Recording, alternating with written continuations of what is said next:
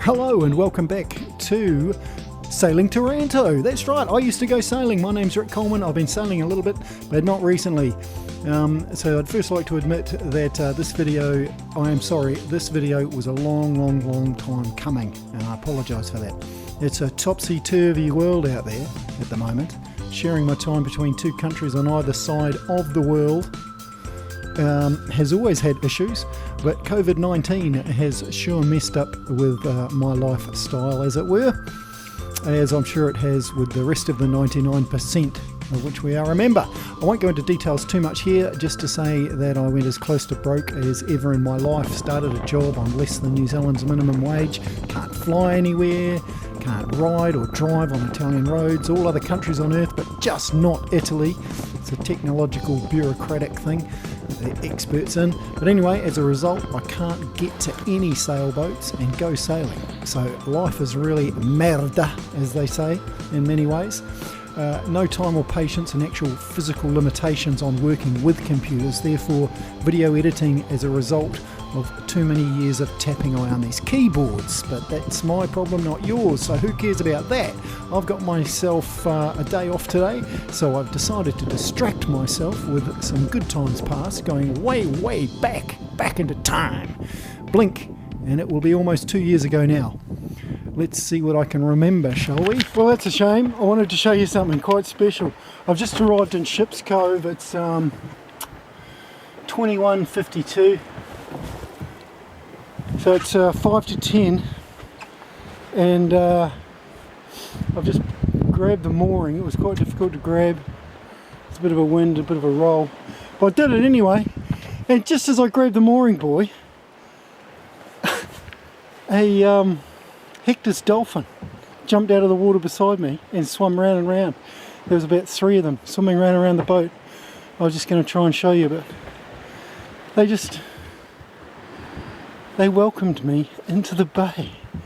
It's just, what a fantastic ending to a rather stunning sail. Now I think it's maybe a shot of rum and some sausages or something. Something to eat. Wow, what a day.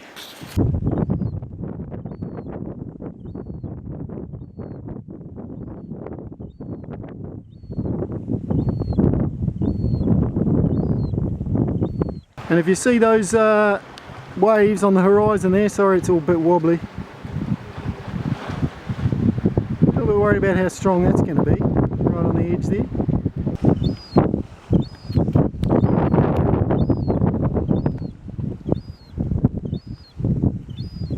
Well, I moved from Cook's Cove to Ship's Cove.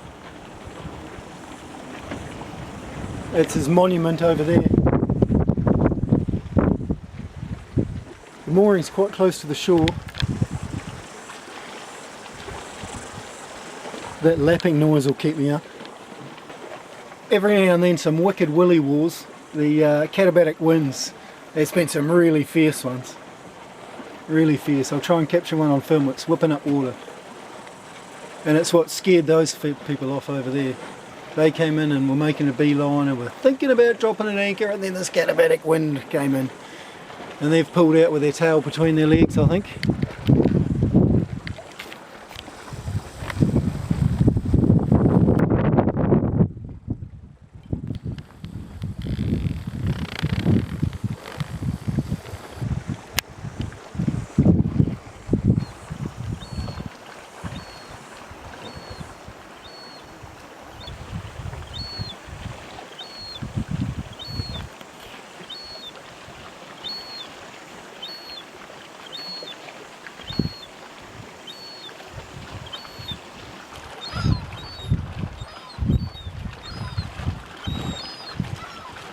Oh mama.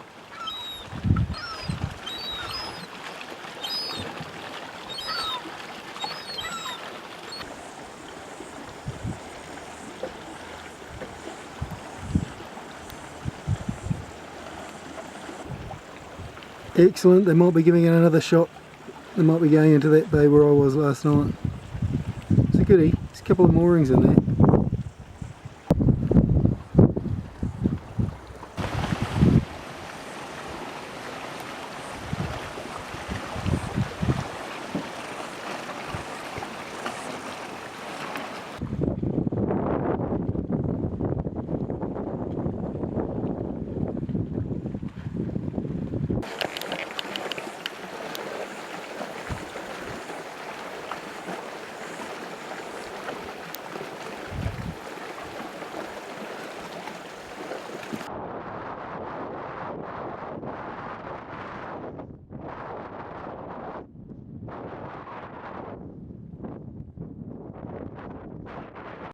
See, this is the interesting situation. The upper wind is heading to the east, but the wind at the boat is going exact opposite of that cloud, so it's a cyclic thing.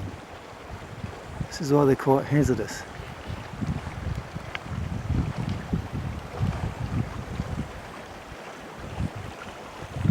They're just swirling around.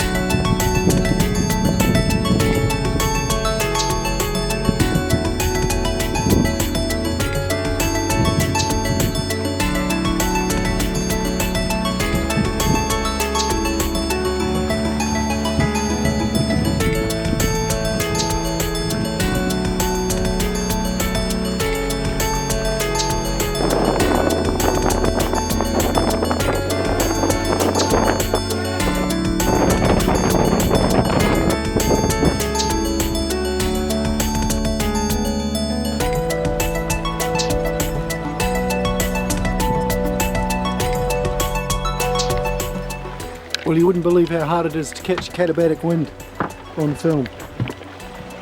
Nigh on impossible. Seems to be calming down.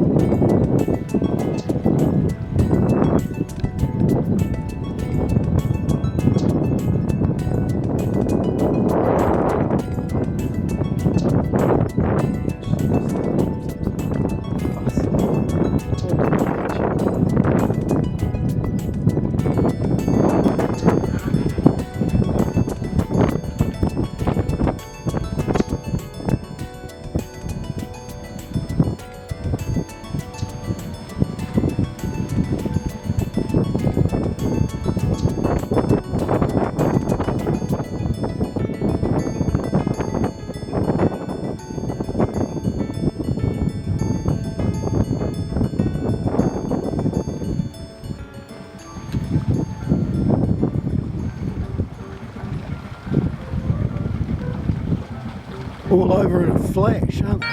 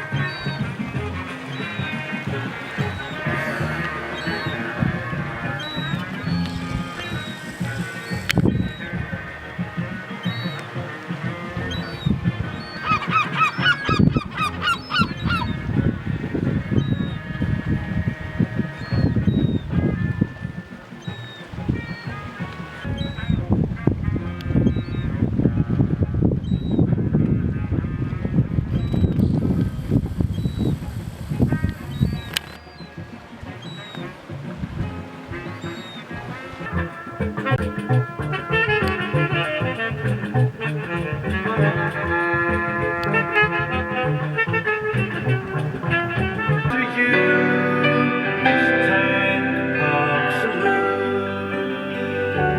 of the morning. Well, I'm waiting for the tide to turn. The wind has changed to a south sector, thereabouts. It's clearing up, it's kind of dropping, but there's still quite a wind out in the bay there, strangely enough. I'm going to go around Cape Jackson, which is a bit notorious really, always a little bit edgy about Cape Jackson, ever since John Hind didn't want us to go around there on a charter vessel once. So treat it with the respect it deserves. Waiting for the tide to change so that the water will be going with me. It's the tide changed at 9:30 according to the nav man. It's now 10, but those arrows there are still pointing down. So and the tidal flow is still about up to a knot further out. So I'll just wait, see if it changes. As soon as I get any hint that it's changing, I'm out of here. There's a guy over there, he's pulled up on the boat on the wharf. He's got out his day glow vest and a ladder and he's painting the monument. Jesus, what a great job, mate. What a great job to have. Wouldn't mind that one. Well, sadly I've been fooled by the language of the book. The guidebook said that on an incoming tide, the tide set to a northwesterly direction. So I assumed, wrongly, that it's going in a northeasterly direction, even though it said set to northeast. It means it's coming from the northeast, which is right on the nose, so it means I've got 6 hours to wait. And the southerlies kicked in, so Cooper's is over the other side on Arapara Island. So I'm thinking I might try and nosy over there. I can always come back here. Well, no, I can't come back here because this is no good in a southerly. So I might as well move on. But it means I'm not going to be around that cape until 3 this afternoon. So I'm going to have to do some maths to figure out how long it'll take me to get across the bay, maybe to Punt Rails or into Annie's or somewhere in Pelorus. Somewhere with an internet connection would be good because people are relying on me and I haven't had access for way too long apart from the sneaky little texts. So anyway, stuffed up. Glad I double checked. I even got my old almanac out from years ago to try and figure out high tide in Wellington, which I haven't been able to establish, which is a bit of a mistake, so I might look into that. In fact, looking at the almanac, geez, I wish I had an up-to-date one. I think something to correct.